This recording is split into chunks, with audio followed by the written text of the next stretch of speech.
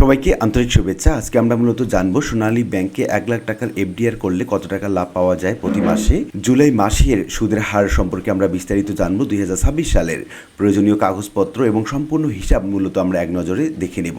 বর্তমান সময়ে নিরাপদ বিনিয়োগের অন্যতম জনপ্রিয় মাধ্যম হচ্ছে ব্যাংকের ফিক্সড ডিপোজিট রিসিপ্ট অর্থাৎ এফডিআর। অনেকেই জানতে চান সোনালী ব্যাংক পিএলসিতে 1,00,000 টাকা এফডিআর করলে কত টাকা লাভ পাওয়া যায়, কতদিনের জন্য করা যায়, কি কি সুবিধা আছে এবং অ্যাকাউন্ট খুলতে মূলত কি কি কাগজপত্র প্রয়োজন হয় এই সম্পর্কে আমরা বিস্তারিত জানছি। এই প্রতিবেদনে সোনালী ব্যাংকের ওয়েবসাইটে প্রকাশিত তথ্যের ভিত্তিতে মূলত আমরা এফডিআর এর মেয়াদ, সুদের হার এবং সম্ভাব্য লাভ, সেই সঙ্গে উৎস কর, কত টাকা কাটা হয় এবং প্রয়োজনীয় কাগজপত্র কি কি লাগে সেই সম্পর্কে আমরা বিস্তারিত জেনে নিচ্ছি। সোনালী ব্যাংকের ওয়েবসাইট অনুযায়ী এফডিআর গুরুত্বপূর্ণ সুবিধাগুলো হচ্ছে মেয়াদের দিক থেকে 3 মাস, 6 মাস, 12 মাস এবং তার থেকেও বেশি সময়ের জন্য এফডিআর রাখা যায় এবং সুদের হার মেয়াদ শেষে মূল টাকা এবং সুদ একসঙ্গে প্রদান করা হয়। মেয়াদ শেষে স্বয়ংক্রিয়ভাবে এটি নবায়ন করা হয়ে থাকে এবং জমাকৃত অর্থের সর্বোচ্চ 90% পর্যন্ত ঋণ নেওয়া যায়। তারপর বলা হচ্ছে দেশের যে কোনো শাখায় এটি মূলত খোলা যায়। আর সবচেয়ে বড় সুবিধা হচ্ছে সোনালী ই ওয়ালেট বা ইন ক্যাশ সোনালী ওয়ালেট থেকে এটি খোলা সম্ভব হয়। আজকে আমরা মূলত এফডিআর এর যে সুদের হার এবং মেয়াদগুলো দেখব সেটি মূলত আপডেট করা হয়েছে 15 জুন 2026 খ্রিস্টাব্দ তারিখে এবং 2026 সালের 15 জুন থেকে মূলত সোনালী ব্যাংকের যে সুদের হার এফডিআর এর ক্ষেত্রে এটি নতুন করে নির্ধারণ করা হয়েছে সেই সম্পর্কে আমরা বিস্তারিত জেনে নিচ্ছি। এক্ষেত্রে এফডিআর এর যদি মেয়াদ আপনার 3 মাস বা তার থেকে বেশি কিংবা 6 মাসের মধ্যে যদি হয়ে থাকে তাহলে আপনি 8% হারে মুনাফা পেয়ে থাকেন এবং আপনি যদি 6 মাসের জন্য এফডিআর করে থাকেন কোনো টাকা, সেক্ষেত্রে আপনি সুদ পাবেন 8.25%। 12 মাস বা 1 বছরের জন্য যদি আপনি এফডিআর করেন তাহলে 8.50% হারে আপনি মুনাফা পাবেন।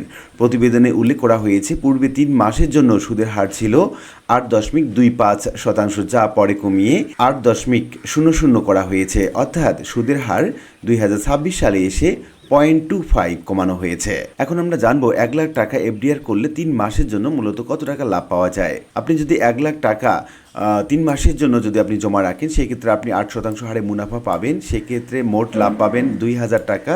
উৎস কর 15% হারে আপনি 300 টাকা কর্তন করা হবে আপনার লভ্যাংশ থেকে এবং হাতে পাবেন আপনি মূলত 1700 টাকা, অর্থাৎ 3 মাসের শেষে গ্রাহক লাভ পাবেন 1700 টাকা এবং 15% উৎস কর হিসেবে কর্তনের পর। এটি মূলত 3 মাসের জন্য এফডিআর করলে এই সুদটি পাওয়া যায়। এরপর আপনি যদি এফডিআর 6 মাসের জন্য 1,00,000 টাকা রাখেন সেক্ষেত্রে আপনার মুনাফার হার হবে 8.25%।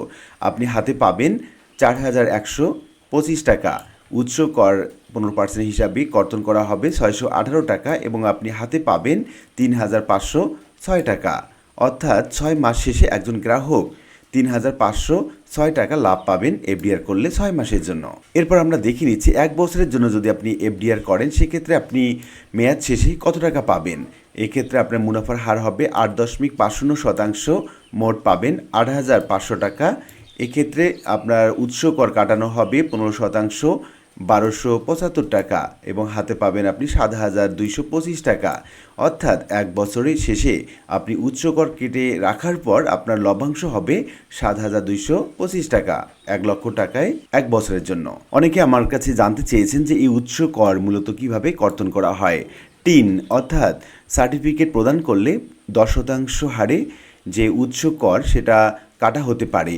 টিন না থাকলে 15% হারে উৎস কর কাটা হবে। অধিকাংশ গ্রাহকের ক্ষেত্রে 15% উৎস কর হিসাবে কর্তন করা হয়, অর্থাৎ আপনি যদি টিন সার্টিফিকেট জমা দেন তাহলে আপনার মুনাফা থেকে 10% হারে আপনার কর কর্তন করা হবে। আর যদি আপনি টিন সার্টিফিকেট না দেন সেক্ষেত্রে আপনি 15% হারে আপনার মুনাফা থেকে কর্তন করা হবে। আপনি যে এফডিআর করেন সেটি মূলত 3 মাসের এফডিআর হলে মেয়াদ শেষে আবার নতুন করে 3 মাসের জন্য নবায়ন হবে। এটি মূলত 3 মাস পর পর অটোমেটিকলি আপনার নবায়ন হতে থাকবে যতক্ষণ না পর্যন্ত আপনি আবেদন করেন, অর্থাৎ এই সিস্টেমটি মূলত অটোমেটিক। 6 মাসের এফডিআর হলে একইভাবে নবায়ন হবে এবং 1 বছরের জন্য যদি আপনি এফডিআর করেন মেয়াদ শেষ হলে আপনি স্বয়ংক্রিয়ভাবে আপনার যে টাকাটা রাখা আছে সেটি রিনিউ হয়ে যাবে এবং বলা হচ্ছে তবে এটি চলতে থাকবে যতক্ষণ না গ্রাহক নিজে থেকে এফডিআর বন্ধ করেন। এখন অনেকে প্রশ্ন করে থাকেন যে মেয়াদ পূর্ণ হবার আগে যদি আপনি ভাঙেন সেক্ষেত্রে কি হবে। প্রতিবেদনে উল্লেখ করা হয়েছে এফডিআর একটি চুক্তিভিত্তিক আমানত। যদি গ্রাহক নির্ধারিত মেয়াদ পূর্ণ হবার আগে এফডিআর ভেঙে ফেলেন তাহলে কোনো প্রকার লাভ বা প্রফিট পাবেন না। এখন আবার প্রশ্ন করে থাকে, এই সুদের হার কি সবসময় একই থাকে? না, সোনালী ব্যাংকে সুদের হার সবসময় পরিবর্তিত হয়ে থাকে, অর্থাৎ প্রতি 6 মাস অন্তর এই মুনাফার হার পরিবর্তন হয়ে থাকে। তাই এফডিআর করার আগে অবশ্যই ব্যাংকে সর্বশেষ নোটিশ দেখতে হবে, ওয়েবসাইট দেখতে হবে, সোনালী ব্যাংকের অফিসিয়াল ওয়েবসাইট সুদের হার যাচাই করতে হবে এবং সর্বশেষ নিকটস্থ শাখা থেকে সর্বশেষ তথ্য সংগ্রহ করতে হবে। এখন সবচেয়ে বড় প্রশ্ন হচ্ছে কি কি কাগজপত্র লাগে এই এফডিআর খুলতে। প্রথমেই লাগে জাতীয় পরিচয়পত্র অথবা পাসপোর্ট অথবা ড্রাইভিং লাইসেন্স অথবা জন্ম নিবন্ধন, যে কোনো একটি হলেই হয়।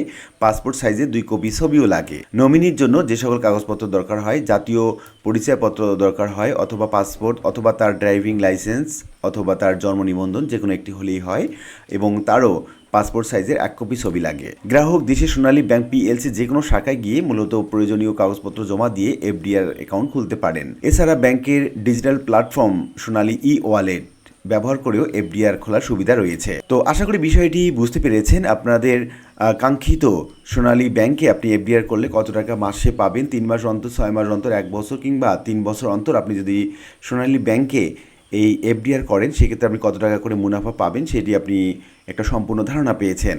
আর একটি কথা, আপনি 1 বছরের জন্য যে মুনাফা পেয়ে থাকেন, 3 বছরের জন্য যদি আপনি এফডিআর করেন একই রকম মুনাফা দিয়ে থাকে। আশা করি বিষয়টি বুঝতে পেরেছেন। আর আজকে ভিডিওটি এ পর্যন্ত। ভিডিওটি ভালো লাগলে লাইক কমেন্ট করতে ভুলবেন না। এরকম নিত্য নতুন ভিডিওর আপডেট পেতে চ্যানেলটি সাবস্ক্রাইব করে রাখুন। দেখা হবে অন্য কোনো ভিডিওতে। সে পর্যন্ত সবাই ভালো থাকবেন। ধন্যবাদ।